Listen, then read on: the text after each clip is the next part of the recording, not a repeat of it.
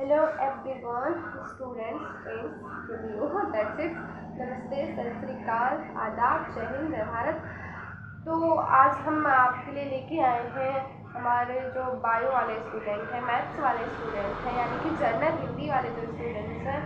और ये जो वीडियो है वो जनरल वालों के लिए भी, यानी कि सामान्य वालों के लिए भी, और साहित्यिक हिंदी वालों के लिए भी, दोनों के लिए इम्पोर्टेंट है, क्योंकि ये चैप्टर आता है, आ भी सकता है।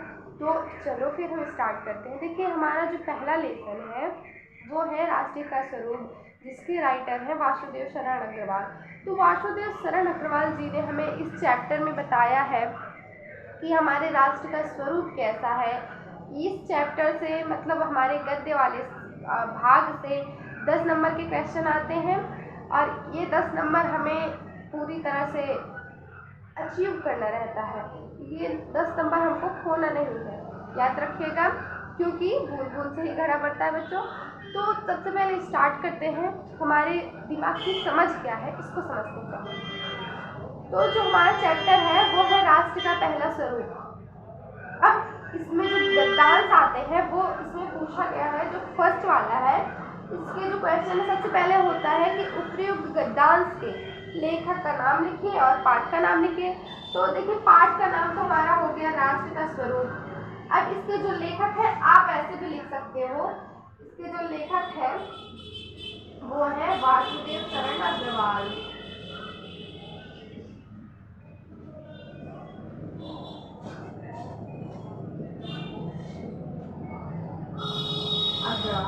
मेन टॉपिक आपका यही है, और आपको पहचानना है कि ये चैप्टर, ये जो पैराग्राफ है, ये कहाँ से आया है। तो पहचानने के लिए देखिए, सबसे पहले भूमि का निर्माण कैसे किया गया। तो राष्ट्र के स्वरूप में जब आप चैप्टर पढ़ोगे, लेसन पढ़ोगे, तो उस लेसन में बीच बीच में जो लाइन है वो पड़ेगी, कि मतलब पड़ेगा, जैसे कि राष्ट्र का स्वरूप आ रहा है, तो भूमि का निर्माण जो है वो हमारे बुक में है। तो जब आप पढ़े रहोगे तब आपको पता रहेगा कि हाँ कैसे क्या करना है। तो इसके लिए अब आपको एक प्रॉब्लम और हो सकती है। देखिए, एक 2 नंबर का क्वेश्चन आता है, तो उसमें एक शब्द होता है, उसका अर्थ आपको बताना होता है। तो जैसे एक पैराग्राफ है, उसमें लिखा है पार्थिव। पार्थिव का क्या अर्थ होता है, पार्थिव का क्या अर्थ होता है, इसका आपको बताना है। तो आप जब पढ़ के जाओगे तब आपको ये पता रहेगा कि हाँ क्या, कैसे, कहाँ। तो आपको पहले जो नेसेसिटी, जो बहुत ज़्यादा ज़रूरी है, वो आपको चैप्टर पढ़ना है, ठीक है। तो ये हमें पता चल गया कि इस चैप्टर का क्या नाम है, राष्ट्र का स्वरूप, और इसके जो राइटर है वो है वासुदेव शरण अग्रवाल। ये पहला क्वेश्चन हमने अचीव कर लिया, ये पहला क्वेश्चन हमने सॉल्व कर लिया। यहाँ पे आपके 2 नंबर फिक्स हो गए। अब यहाँ जो दूसरा क्वेश्चन है वो है रेखांकित अंश की व्याख्या, जो है आपको व्याख्या करनी है, व्याख्या करनी है। तो व्याख्या तो कम से कम आपको 1 पेज नहीं तो 1.5 पेज करना है।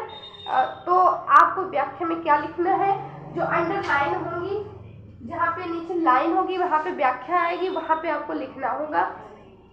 तो जैसे यहाँ पे अंडरलाइन वाला जो पार्ट है वो मैं आपको पढ़ के बताती हूँ, ठीक है। जो राष्ट्रीयता पृथ्वी के साथ नहीं जुड़ी वह निर्मूल होती है। तो पहला क्या है, जो राष्ट्रीयता पृथ्वी के साथ नहीं जुड़ी वह निर्मूल होती है।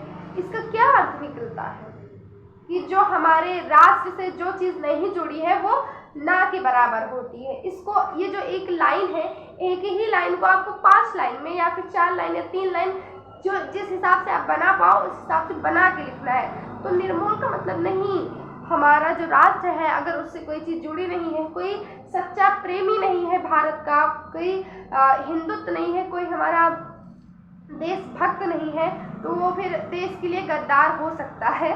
तो ऐसे ही हमें चीज़ों को बना के लिखनी है। ये हो गया हमारा दूसरा क्वेश्चन। अब तीसरा क्वेश्चन देखते हैं। तीसरा है, राष्ट्रीय भूमि के प्रति हमारा आवश्यक कर्तव्य क्या है। मतलब हमारे राष्ट्र के प्रति हमारा आवश्यक कर्तव्य क्या है, ये बताना है आपको। तो हमारा जो आवश्यक कर्तव्य है कि हम देश की सेवा करें, अपने राष्ट्र के प्रति उत्साहित रहें हर चीज़ करने के लिए। हमें अपने राष्ट्र में चीज़ों का निर्माण करना वगैरह वगैरह। ऐसे ही 2-3 लाइन में ये क्वेश्चन भी बना के हम लिखेंगे, ठीक है। ये हो गया तीसरा क्वेश्चन, यानी कि 6 नंबर का। अब फिर वही आ गया, पहला आपने लिखा फिर वही आ गया कि लेखक ने किस प्रकार की राष्ट्रीयता को निर्मूल कहा है, जो हमारी पृथ्वी से ना जुड़ी हो ऐसी राष्ट्रीयता को कवि लेखक ने निर्मूल कहा है। देखिए आपको बस समझ का फर्क होना चाहिए, बाकी सब कुछ इजी है, कोई टफ नहीं है। अब फिर आ गया यह पृथ्वी सच्चे अर्थों में क्या है, हमारी पृथ्वी हमारी माता समान है, ये हमारे जीवन का मूलभूत हिस्सा है। हम पैदा होते हैं तो इस धरती में और जाते हैं तो इसी धरती में, ठीक है। अब भूमि का निर्माण किसने किया है, जब आप ये लेसन पढ़ोगे तब आपको पता चल जाएगा कि भूमि का निर्माण देवों ने किया है, राइट।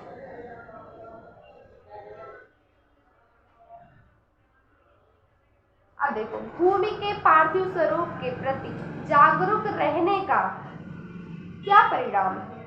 अब भाई जो हमारी पृथ्वी है इसके प्रति हम जागरूक रहेंगे तो इसका क्या क्या कारण है, क्योंकि हमारी माता है, इससे हम लोग जुड़े हैं, इसलिए यह पृथ्वी हमारे लिए बहुत जरूरी है, इसलिए हम इससे जुड़े रहेंगे, ठीक है।